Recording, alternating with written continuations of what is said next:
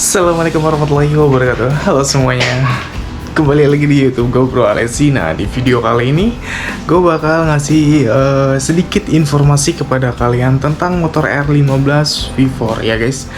Tentunya di motor ini pasti ada kekurangan. Jadi di video ini gue bakal ngebahas seputar kekurangan yang ada di motor R15 V4 yang connected. Oke, kita langsung aja mulai intronya terlebih dahulu. Let's go.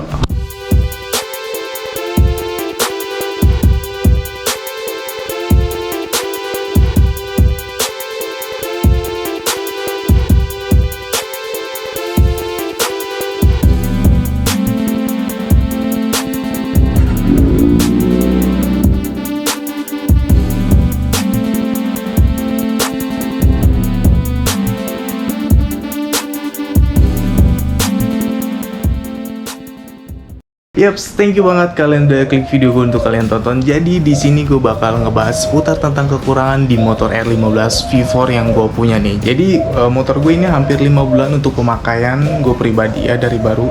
Jadi di sini gue bakal ngebahas kekurangannya apa saja sih yang ada di motor R15 V4.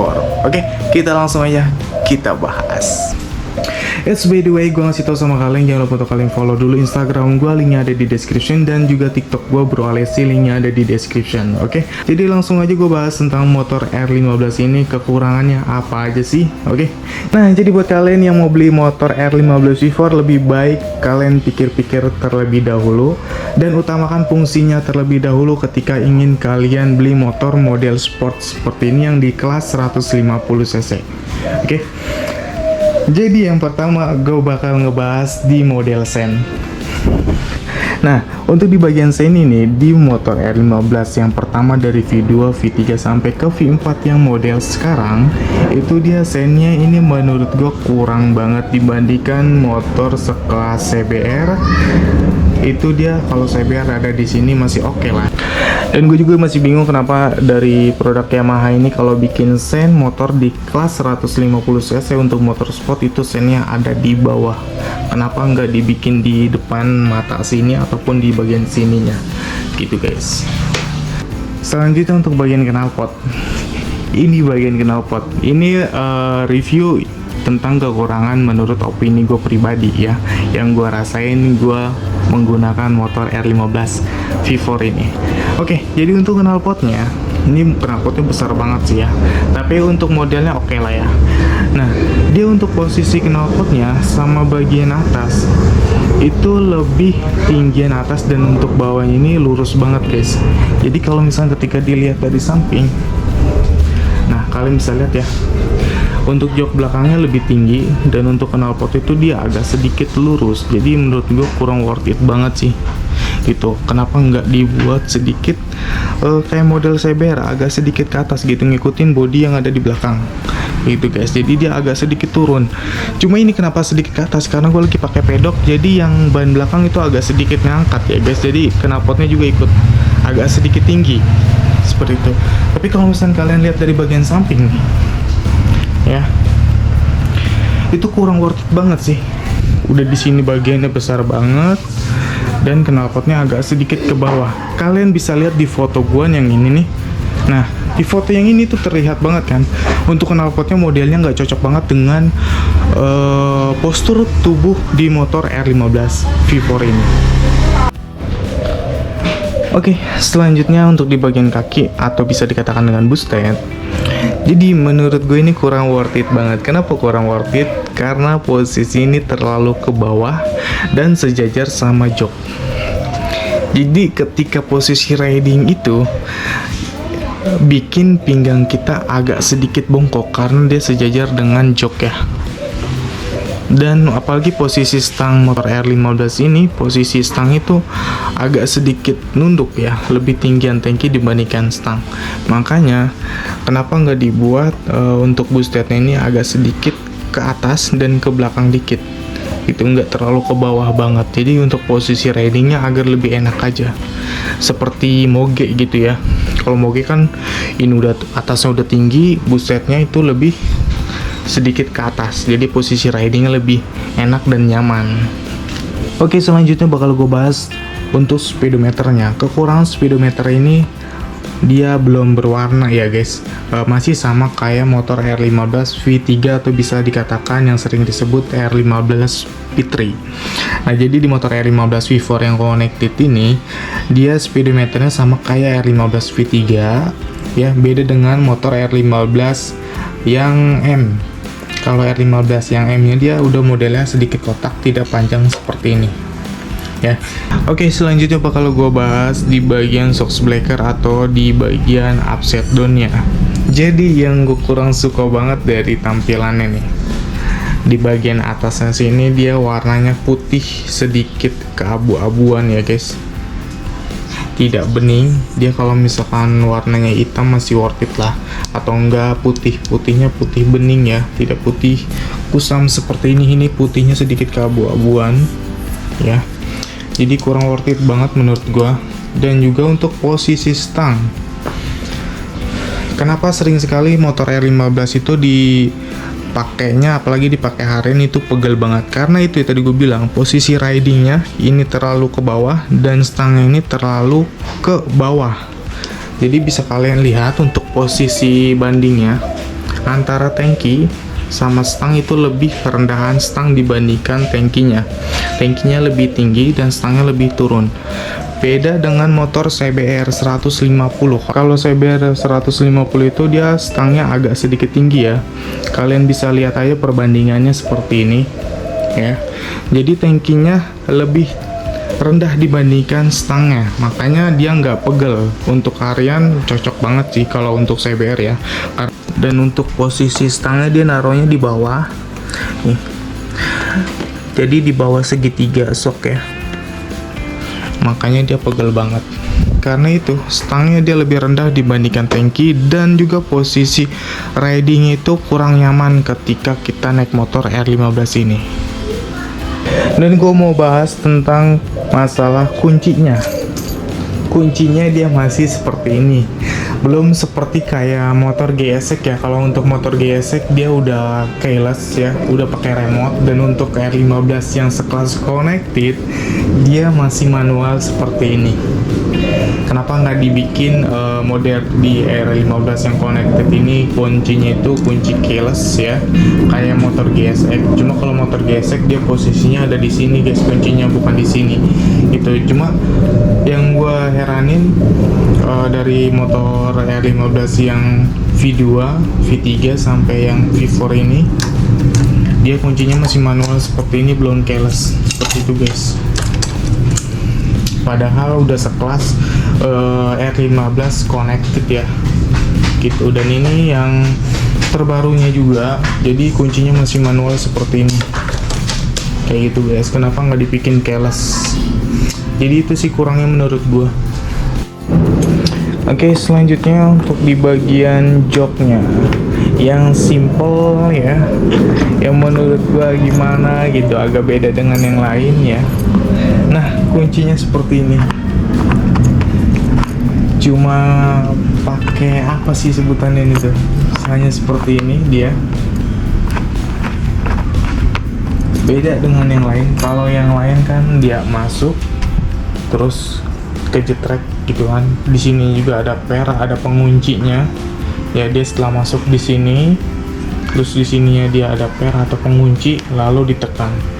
Kalau dia enggak, dia setelah masuk yang penting ini posisi udah lurus nih tuh ya, bisa kalian lihat. Ketika masuk, sudah masuk seperti ini, dia dikunci begini aja, udah kekunci, nggak bisa diangkat kayak gitu guys. Dan ini masih otek sih menurut gua ya, karena ini gue ganjel pakai lap. Nah, coba gue cabut lapnya, kira-kira kendornya atau kencangnya seperti gimana. Oke, nih, taruh guys. Oke, set, tarik ya. Ini udah kekunci, kita lihat.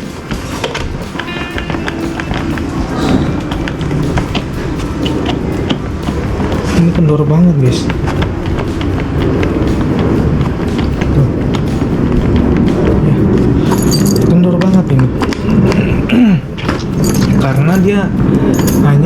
ke sini aja nih, sela-sela yang ada di sini nih. Jadi ketika blon ngunci seperti ini ke atas ya, berdiri dia berbentuk angka 1. Dan ketika dikunci dia seperti ini, dia mengunci di sebelah sini nih, antara sini dan sini, kayak gitu. Jadi simple banget ya. Ini sih menurut gua kekurangannya, karena jok motor jadi nggak begitu kencang ketika dipasang. Dicabut, oke. Ini kendor. Beda dengan yang ada pernya, seperti itu guys. Dan gue juga baru tahu sih, sekelas R15 ini loh, yang harga motornya lumayan cukup mahal, kuncinya seperti ini. Gue nggak ngerti lagi. Oke, pasang lagi guys. Jadi ini kenapa gue pasang lap di sini, karena untuk menghindari kotor masuk ke dalam jok belakang, karena gue nggak ada spakbornya kan. Sama agar sedikit lebih kencang untuk posisi joknya. Nah, kalau ini kan lumayan lah ya, nggak begitu otek ya. Nah, seperti itu. Oke, jadi gue bakal bahas tentang mesin di motor R15 V4 ini yang 150 cc. Mesinnya itu ngelitik. Gue juga nggak tahu ya untuk Yamaha itu kenapa motornya ngelitik. Menurut gue sih nggak ada masalah gitu kan, karena kan nggak terlalu mengganggu. Cuma kayaknya sedikit risih aja gitu di bagian mesinnya, agak sedikit ngelitik. Oke, selanjutnya gue bakal bahas di bagian lampu belakang atau stop lamp. Jadi di lampu ini dia sama ya, sama persis sama kayak R15 yang V3 atau V3 ya, sama modelnya juga sama banget kayak gini. Jadi nggak jauh beda lah. Jadi ketika kelihatan atau terlihat dari belakang ya, jadi nggak jauh beda dengan motor R15 V3 seperti itu guys. Cuma yang membedakan di bagian bodi yang belakang. Kalau bodi yang belakang ini, kalau untuk R15 yang V4 ini dia ke depan langsung, kalau untuk yang V3 dia ke bawah sini. Jadi itu aja yang membedakannya. Jadi alangkah baiknya lebih bagus diganti seperti model yang lebih tipis ya untuk stop lampnya. Jadi lebih ganteng lagi, karena dia bodinya udah ke depan, beda sama R15 yang V3 dia ke bawah. Seperti itu guys. Ini by the way motor gue masih kotor ya, belum gue cuci tuh. Bekas kemarin gue pakai, jadi belum gue cuci. Mungkin nanti habis ini gue cuci ya, karena masih kotor banget tuh guys. Widih. Untuk bagian depannya kurangnya menurut gua di bagian lampu sini, lampu tengah. Gue juga nggak ngerti kenapa R15 yang V4 ini dia merubah lampunya betul-betul total ya. Daripada R15 V3 kan dia modelnya agak sedikit sini lampu, terus di sini lampu, di sini kosong gitu. Dan ini benar-benar dirubah total dengan cuma lampu depannya sini ada list ya, dengan list garis seperti ini. Terus bagian atas di sini kopong, sebelah kirinya juga sama, dan lampu utama sama lampu jarak kayaknya ada di tengah sini guys. Dia bulat di sini ya. Gue kurang suka banget sih sebenarnya dengan model lampu seperti ini gitu. Tapi lebih bagus lagi ini dikosongkan atau dikosongkan nih di bagian depan ini nggak ada lampu ya gitu. Ini menurut gua kekurangannya ada di sini gitu. Mungkin itu aja yang tadi gue udah sebutin untuk kekurangan yang ada di motor R15 ini ya. Itu menurut pribadi gue ya, menurut pandangan gue dan menurut apa yang gue rasain di motor R15 V4 yang connected ini ya. Ya kurang lebih seperti itulah ya. Ya menurut kalian gimana? Apalagi nih dari sini gue lihat knalpotnya, masya Allah ya, udah gede banget, agak ke samping, dan dia terlihat lurus ya. Ini posisi gue pakai pedok, kalau misalnya gue nggak pakai pedok dia datar banget terlihatnya. Seperti itu guys, apalagi sennya, wow. Oke, mungkin gitu aja video dari gua ya. Semoga bermanfaat. Kalau misalnya kalian mau beli motor R15 V4 ya, diperhatikan lagi kalian fungsinya buat apa ya. Kalau misalnya kalian untuk fungsinya untuk harian, lebih baik nggak usah, kalian cari motor sport yang lainnya, atau mungkin pakai di produk motor yang lain ya.